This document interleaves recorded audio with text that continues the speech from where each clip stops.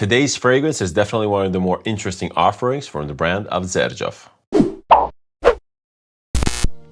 Hello, welcome back to Seldomly Often. I'm Daniel. Today we're talking fragrances, and this is a practical review of Xerjoff Casamorati 1888. These reviews are for fragrances I have a lot of experience with, multiple wears in many situations, and I meant to give you a general idea of what it feels to wear the fragrance. As per usual, I do a lot of research before buying fragrances, but I don't really like to go into details about notes and accords because they don't really help the end user. I'd rather talk about the wear experience as a whole. Today we're back and talking about Xerjoff with one of their fragrances from the Kazam Morati line. Xerjoff is a strange fragrance house. They're a massive fragrance house with a ton of fragrances under their belt, their wing, or whatever you want to call it, divided into many sublines or subcategories or sub-brands. A lot of the Xerjoff sub-brands are clearly tied to the Xerjoff brand itself. Stuff like the JTC collection, stuff like the Velvet line, stuff like the Oud Stars line, those are all very Xerjoff. On the other hand, there are a couple of sub-brands that feel kind of tacked on to the Xerjoff name and didn't really fit aesthetic-wise and actually scent profile-wise. One of them is the Chemi Blue line, which formerly was actually the Chemi brand itself. The other one being the Casamorati 1888 line, which I'm not really sure was ever a brand on its own. Now, these brands are all under the Xerjoff name and they're identifiable by the common Pharaoh cap, which we'll talk about in the presentation. But then again, these sublines or sub-brands in the Xerjoff universe kind of showcase something different within the Xerjoff offerings. The Casamorati line is supposed to be inspired by old school Italy. And although Xerjoff is an Italian house, they really space a lot throughout the continents and the inspirations. Again, their Oud Stars line has nothing to do with Italy. A lot of their offerings from the JTC collection are also inspired by other places in the world, but the Casamorati one is specifically tailored to the Italian taste and style. If I recall correctly, all of the fragrances within the Casamorati line have an Italian name. The standouts from the line, the more popular from the line, are definitely stuff like Mephisto Gentiluomo, Lira. Then we have Quattro Pizzi, which is the newest offering. This one here, 1888, is not one of the more popular, but it's one of the more interesting in my opinion. Other standouts are Dolce Amalfi and Fiero. What else? There's a ton of fragrances in this line, some of which are actually completely unknown just because they haven't been talked about by the media. My relationship with the House of Xerjoff has definitely been a little strange. I've bought and I've owned many of their fragrances. Ultimately, I kind of gave them all away. Not many have stuck around because I do find the fragrances to be fun in the beginning. Most of the fragrances have a very strong wow effect in the beginning, a very strong presentation. But upon further wears, they kind of get boring to me at least. They don't really suit my personality. They don't really scratch that complexity itch that I'm looking for in more interesting fragrances that I have. And due to me being pretty adverse to hoarding or redundancy, that means that most of my Xerjoff acquisitions have been traded off or sold. My reaction to Xerjoff fragrances has really left me scratching my head. I really couldn't understand why they all had the same sort of a vibe and effect on me until I started looking at the perfumers. A lot of the Xerjoff fragrances in the lineup are actually unsigned. That specifically is an approach that I really do not like. It passes as greedy, it passes as cheap. It passes as the house not really wanting to give credit where credit is due. A lot of other fragrances from the house are perfumed by the same guy. We're talking about Chris Maurice, aka Chris Carbonell, and I came to understand throughout my many bottles of Xerjoff that I came across that within the Xerjoff brand itself, he is definitely not my favorite perfumer. Actually, quite the opposite. I really do not like his signature. Once I got to that conclusion, I started looking at Xerjoff offerings perfumed by other perfumers, and there I actually found great success. One of the perfumers from Xerjoff that I already applauded in my review for Groove Escape was Karine Vinchon-Spenner. She's actually one of my favorite perfumers ever. She perfumed a lot of amouages, and she's actually the perfumer that, excluding mono brands perfumed by the same guy, like Nasomatto, like Meo Fuscioni, She's actually the perfumer of which I own the most bottles of throughout the brands. And it's a really cool thing. I really like her products. She's new, she's young, she's fresh, and she brings new and cool ideas. And this whole preamble brings us back to 1888 by Kazam Morati. This is a Parfum by Karim Vinchon-Spenner. I bought this because it was perfumed by her, not because of the notes or anything, because the notes for this fragrance are actually really deceiving, and you're definitely not gonna get what you're thinking you're gonna get if you're just referencing the note pyramids on stuff like Fragrantica and Parfumo. Basically, when you look at the notes for this, you're gonna get stuff like carnation, other florals like ylang ylang, you're gonna get peppers, you're gonna get sandalwood, and you're definitely not gonna be expecting a perfume to smell like root beer as much as this one does. But we're gonna talk about the scent profile after touching upon the presentation. Speaking of presentation, I've been talking about Xerjoff packaging for a very long time. I always praise their luxurious feel, their high quality, and just their unboxing experience as a whole. The Kazam Morati line is different from your usual Xerjoff. First of all, from the box. The boxes for the Kazam Morati line are definitely cheaper feeling. They're cardboard and plastic boxes. They have a sleeve, and when you open it up, you get basically the fragrance just lying down flat, kind of like jammed into like a plastic fitting. It's a little bit jarring, especially if you have other Xerjoff fragrances, especially if you expect that high quality. Because by all means, the price of these is still quite high. Even when talking about the bottle itself, there are some shortcomings compared to your normal Xerjoff. The cap is pretty much the same firm cap, same heavy cap, same ferrule head, but instead of the Xerjoff writing, you get Kazam Morati.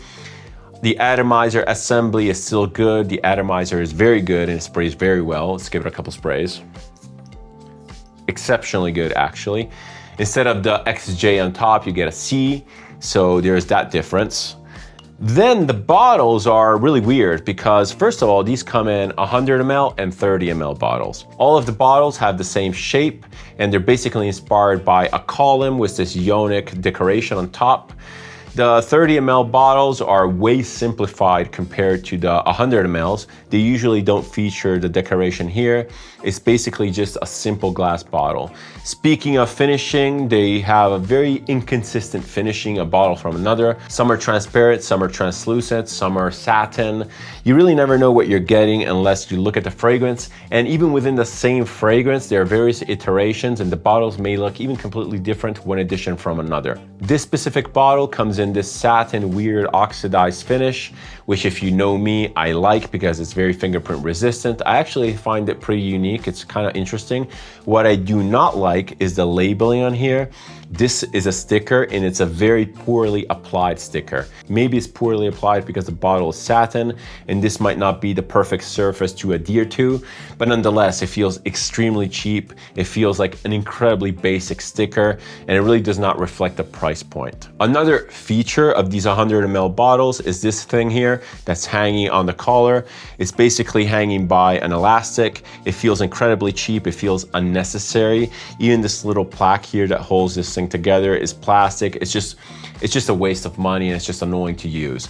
So in regular use, I actually put this thing back in the box. I put it back on the bottle just to show you guys. So yes, presentation is obviously subjective. It's pretty decent. It's definitely not up to par with the other Xerjoff offerings. It feels a little tacky. It feels a little cheap. But hey, it is what it is. The Kazam Morati line is this, and maybe we'll get a restyling down the road. As mentioned before talking about the presentation, the opening of this fragrance to me strongly reminds me of root beer, and it's a stark difference from your expectations when looking at the notes. When looking at the notes for this, you're kind of expecting some sort of a old school floral fragrance, and a lot of the reviews online, they talk about an old school vibe. Now, this got me thinking. I think that a lot of the people that review fragrances, they don't really smell the fragrances because there's no way that this smells old school whatsoever. This is a very sweet, almost cloying, almost gourmand fragrance that is very comforting, very cuddly, and greatly suited for the colder months. So I don't know if it's just me, but everyone who is talking about this being a very old school manly fragrance, I don't know what you're talking about because this smells nothing like that. The opening of this, as I mentioned, strongly recalls root beer to me. So first of all, the opening is extremely potent, like extremely potent. The sillage and projection of this upon initial spray are absolutely massive and room filling. But back to the smell, when I'm talking about root beer, I'm definitely not referring to some sort of intentional root beer accord. I feel that something about how the ingredients are put together, something about the dosages of those flowers, something about the dosages with those spices, I feel that there's some sort of a citrus in here that gives it a little bit of a rindy feel. Everything combined really gives me a straight up impression of like a cola root beer accord. I personally find the opening of this absolutely addicting.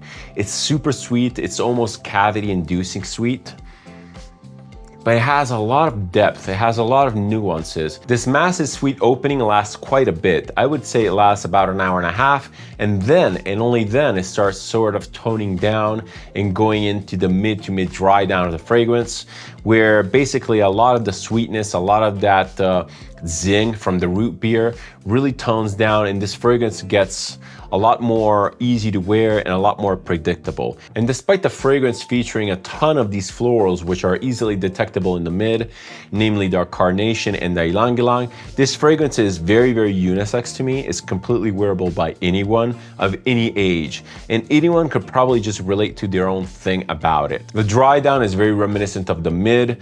Those florals just fade out a little bit more, and you get more sandalwood and more powderiness. This scent in the dry down is absolutely incredible. It's very, very beautiful. It sits on your skin like a little film of powder. It never really blends in with your skin chemistry, which I feel that in this case is a very good thing because it keeps you smelling fresh, dry, and clean. It has a very distinct and detectable smell even in the dry down, where the fragrance is basically a skin scent. There's something really special about the unique combination of floral and spices, which basically transcends these two ingredients as their own and becomes its own thing. It smells like this. It smells like Kazam Morati 1888. It smells like this sweet, powdery, sort of gourmand thing. You don't really know what it smells like. It's not specifically a food, but you almost feel like you would want to eat something that smells like this. Let's talk about practicalities for a moment. As I mentioned, this fragrance is incredibly strong, especially in the opening, and incredibly long lasting. I would say I get easily 10 hours of wear out of this, easy, no problem. With a very strong projection, sillage, the fragrance is detectable throughout the wear, even down to the deep dry down. When talking about use cases for this, I'm not really sure what to recommend because again, it's strong and unique. So obviously this would work well in special occasions. This would work well in evening situations where everyone is a little bit louder, and you can wear these very loud and obnoxious in a way fragrances without being too overwhelming. But on the other hand, on a day-to-day use, this is a very particular smell. And as much as I love it, as much as you may love it, I feel that adopting this as a signature scent would be a horrible nightmare because this is an incredibly fatiguing scent to wear day in and day out. It's just so potent, it's just so distracting that you really have to keep it for those weird special occasions. This is that scent that you wear when you want to scratch that specific itch. When talking about attire to wear this with, I feel that this can go easily casual to elegant. Obviously, if you're elegant, if you're a little bit more flashy, you're gonna be able to detract from the heavy distraction component of this scent just because your outfit might be a little bit more flashy. So I feel that it would work better in those situations. But again, if you go easy on the sprays, as with a lot of more potent fragrances, maybe you can easily tone it down to a more casual, everyday type of wear. Overall, I feel like this is a little bit better suited for maybe colder months. I feel this would be perfect for fall season. It really embraces that fall vibe, the festive vibe, fall and winter. Beautiful stuff. It just overall has this very fun vibe that I associate to other fragrances such as Nishane Fan Your Flames, Xerjoff Monkey Special. These are fun party fragrances, and I feel that this one here is sort of the same thing. Overall, I really do like this fragrance. I really applaud Karim Binchon-Spendet for her ability to bring a breath of fresh air in the Xerjoff lineup. Before closing off this review, as I did for my last two videos, I want to give you a couple options for Kazam Morati 1888. These are just a couple words on these fragrances. Individual full-length reviews will be coming for these two soon. First fragrance I want to mention, once again, is Roja Enigma.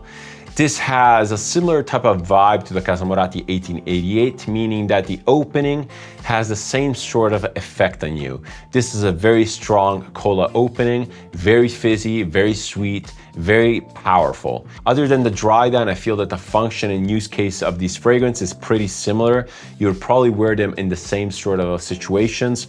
Maybe the Roja is a little bit more wearable just because it's less intense overall, although still very long lasting. It's a little bit more day-to-day friendly. The other option that might surprise you is actually Triumph of Bacchus by Argos. This on paper is also a very different fragrance from 1888, but I do find even on this that the opening is actually quite similar. I find the opening of this Argos very reminiscent of something like cough syrup. It has the same sort of heaviness of the 1888, the same sort of a sweetness component. And yeah, it doesn't have the floral components in this. This is a lot more vanilla centric, but it has a little bit of a combination of spices and sweetness that really gives me the same sort of vibe. And this one too, although a little bit more youthful due to its vanilla component, serves sort of the same type of purpose as 1888, and you would probably wear it in the same sort of situations. Similarly to 1888, this Argos has incredibly good longevity, incredibly good projection. It's difficult to find in Europe and actually quite expensive. I think that in the US they are priced pretty much the same, so it really comes down to preference. I would say sample first in any case. All right, back to 1888 by Xerjoff. This one here is definitely a standout. It's incredibly unique, especially the dry down. And here again, Karim bin Schonspender does not disappoint. I'm very happy that she put her hands on this, and it's a stark difference from all the other Xerjoffs that are out there. And this, once again, is a proof that the perfumer has a huge role in the fragrance making and has a huge role in how fragrance is put together. Stop looking at the brands only and start looking more into the artists that make the products that you like. If you like this type of content, if you like my approach to video, feel free to subscribe. It always helps the channel and it's massively appreciated. If you want to interact with me, feel free to leave a comment, suggestion, or anything else down below. I always reply and I always keep the conversation open. Thank you so much for watching. Thank you so much for your time. It's never taken for granted. See you in the next review. Many more bottles to cover. See ya and cheers.